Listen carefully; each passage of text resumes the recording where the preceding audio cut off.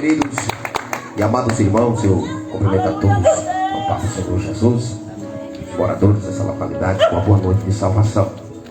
Queremos agradecer a Deus, louvar a Deus, que nós estamos aqui nesta noite para trazer, para mim eu considero algo mais importante desta vida ao ser humano, que é a palavra de Deus. Que diz a Bíblia que foi pela palavra que Deus criou todas as coisas. Só do haja luz e houve luz, haja trevas e houve trevas, ou seja, haja separação entre a luz e as trevas, e assim foi. Diz a Bíblia que Deus fez todas as coisas para o louvor da sua glória. Eu quero deixar aqui uma palavra do Amanarim, na Bíblia Sagrada, lá no Evangelho de Jesus Cristo, segundo escreveu João, capítulo 3, e o versículo 16, diz assim: porque Deus amou o mundo de uma tal maneira que deu o seu único Filho unigênito, para que todo aquele que nele crê não pereça, mas tenha a vida eterna. Meus amados, eu queria falar nessa noite, vou até subir aqui para cima, não para ficar grande não, aqui eu fico melhor, pessoal. Olha para o outro, né? Aqui eu fico melhor aqui. Meus amados, eu queria falar nessa noite sobre o grande amor de Deus. Amor. Porque na verdade o que a humanidade está precisando é de amor.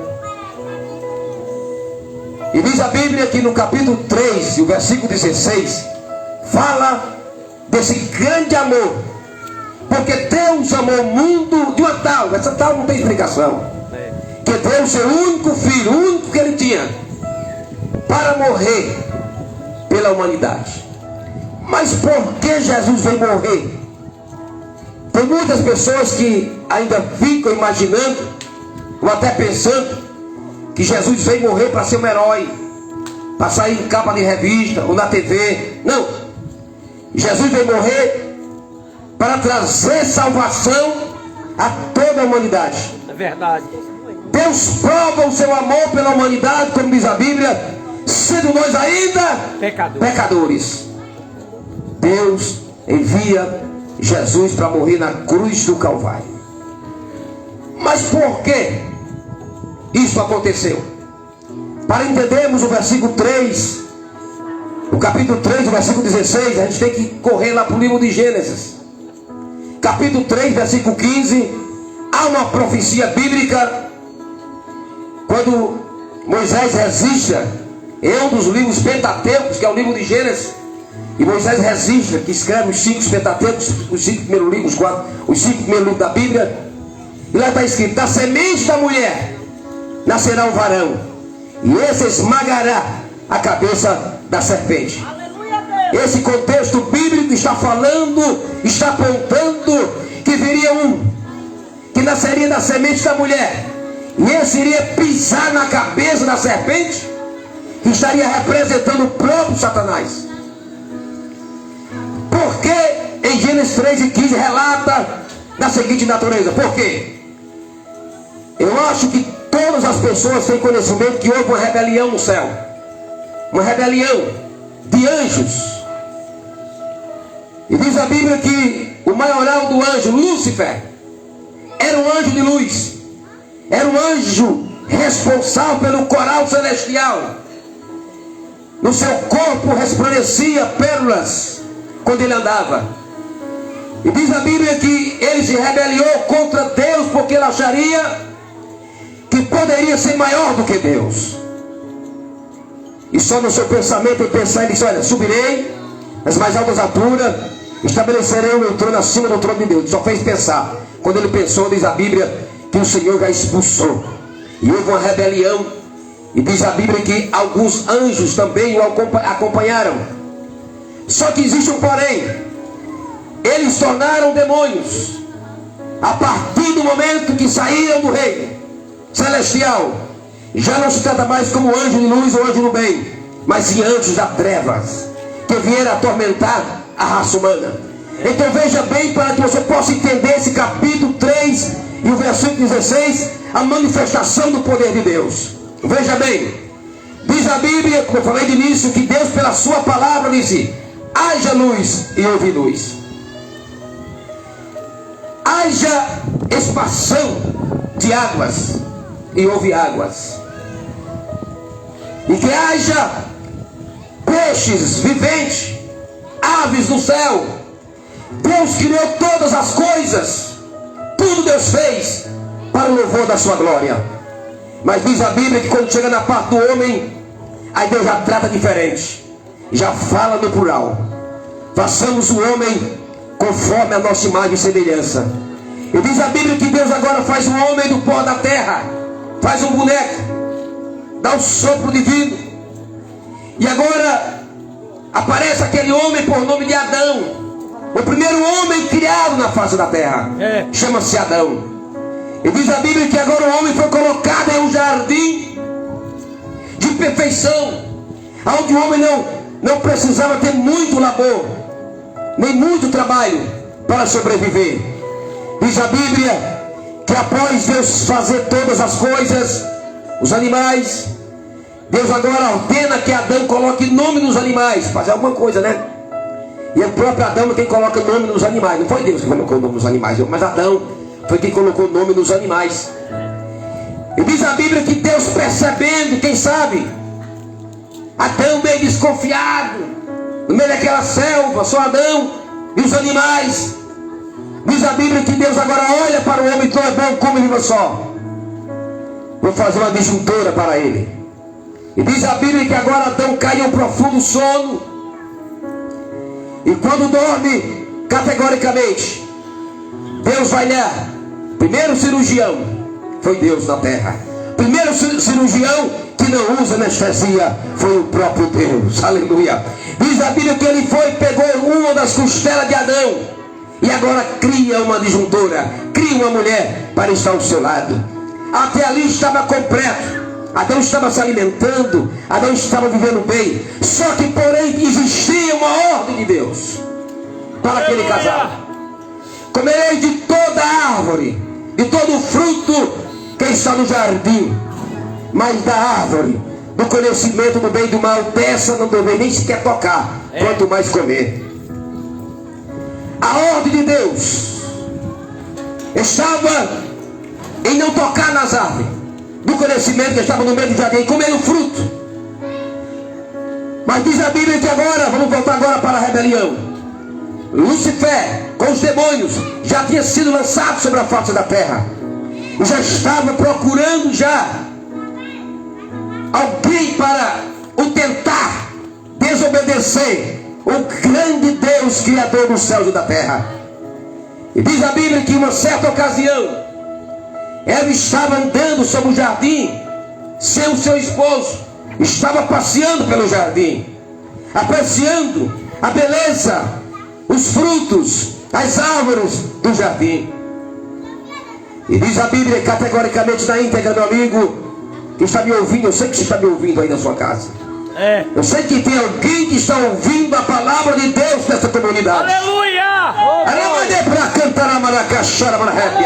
E Deus está falando com você nessa noite. Ainda há salvação para você, ainda há esperança para você nessa noite, se você der credibilidade ao Evangelho, a palavra de salvação e vida que chegasse nessa comunidade. Aleluia, meu Deus! E diz a Bíblia que agora, em uma metáfora, diz a Bíblia que a serpente, aparece uma serpente no jardim, naquela árvore, justamente naquele fruto desejado. E segundo os relatos bíblicos, aquela serpente conversa com Eva. Ele traz uma tentação e tenta convencê-la de comer daquela linda fruta que estava no jardim. Algumas pessoas já ouvi dizer que era uma maçã. Todo mundo frisa a maçã, né, como um fruto bonito. Eu até desconcordo, pastor. Eu acredito que ali era um abacaxi, que até hoje a humanidade está descascando o abacaxi do pecado, o abacaxi do erro. Bendito seja o nome do Senhor. E diz a Bíblia, meu amigo, que aquela serpente começa a conversar com Eva e começa a induzir para que coma aquela fruta. E ainda dizia: olha, come. Deus sabe que no dia que tu comer desse fruto, tu vai ficar conhecendo o bem, conhecendo o mal, vai ser igual a Deus. Aquilo entrou no coração de Eva. E diz a Bíblia que Eva não resistiu à tentação. E agora come daquele fruto. E logo seus olhos foram abertos. E diz a Bíblia que quando Adão chega também, ela tenta Adão para que coma também do fruto. E diz a Bíblia categoricamente que Adão também foi conduzido, foi também tentado e seduzido pela sua própria esposa. E também come do fruto do conhecimento do bem e do mal. Escute, o pecado é sedutor, o pecado é atraente, o pecado não dói, o pecado é doce, não dói, ele não dói, mas mata. O pecado não dói, mas mata, fere, destrói a vida do ser humano. E nós estamos aqui nessa noite, meu amigo, para te mostrar o Jesus verdadeiro, o Jesus que no terceiro dia ressuscitou, morreu na cruz do Calvário, mas está aqui vivo para perdoar os seus pecados e curar todas as tuas enfermidades. Oh, glória! Diz a Bíblia que agora Eva pecou. O pecado não está em comer o fruto, mas sim na desobediência da ordenança de Deus, de não tocar, de não comer. Eva desobedeceu, passou para Adão. E diz a Bíblia que agora os dois que sempre estavam nus no jardim. Veja, meu amigo, como é a maldade. O homem, a mulher sempre esteve nu no jardim. Nunca perceberam a sua nudez. Mas no dia que desobedeceu a Deus, começou a ver que estava nus.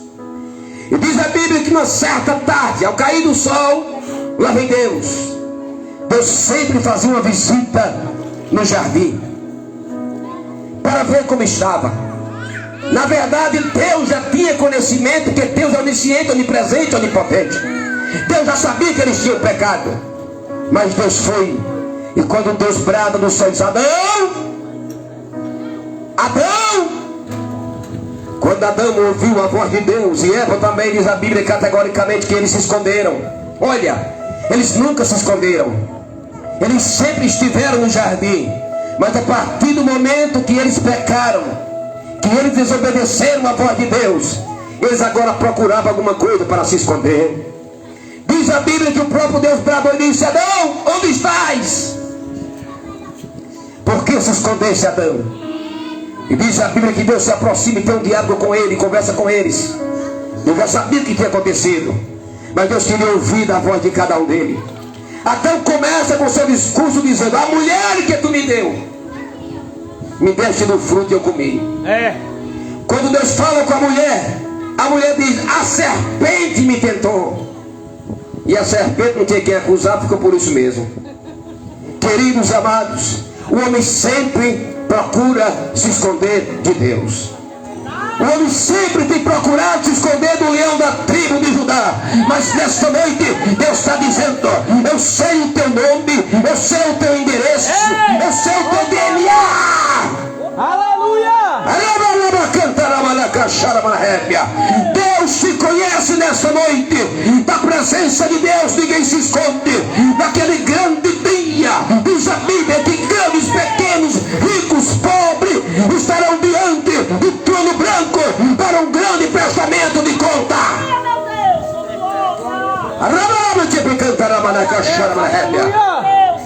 O grande dia do prestamento de conta está chegando.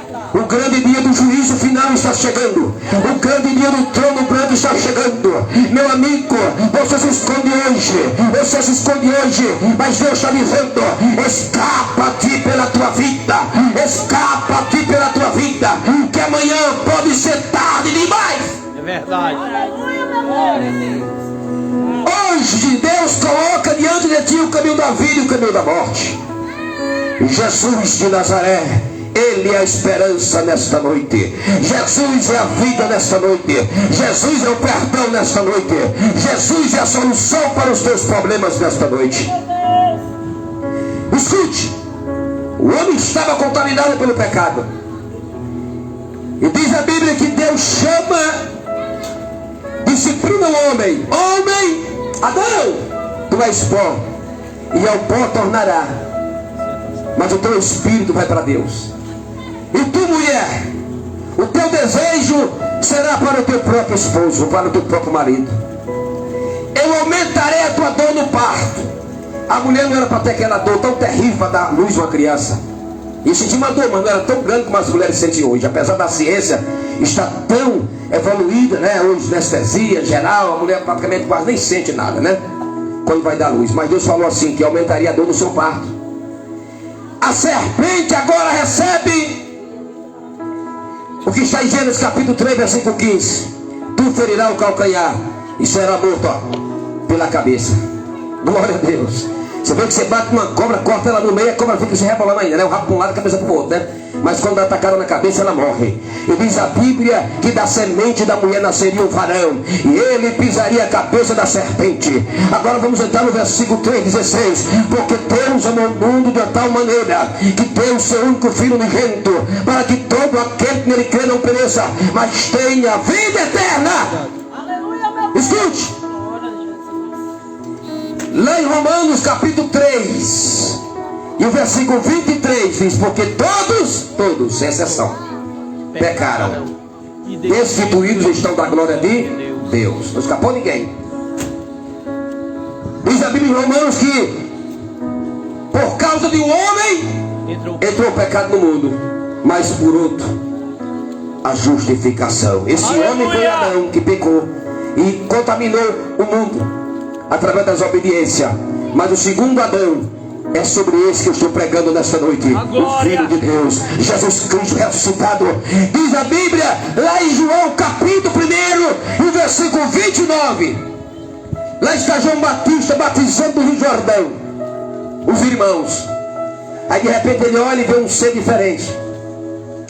Aí João diz assim, ó: eis aí o Cordeiro de Deus que tira o pecado do mundo. Só quem pode purificar os teus pecados, meu amigo, é Jesus. Só quem pode perdoar os seus pecados é Jesus. Só quem pode te dar a vida eterna é o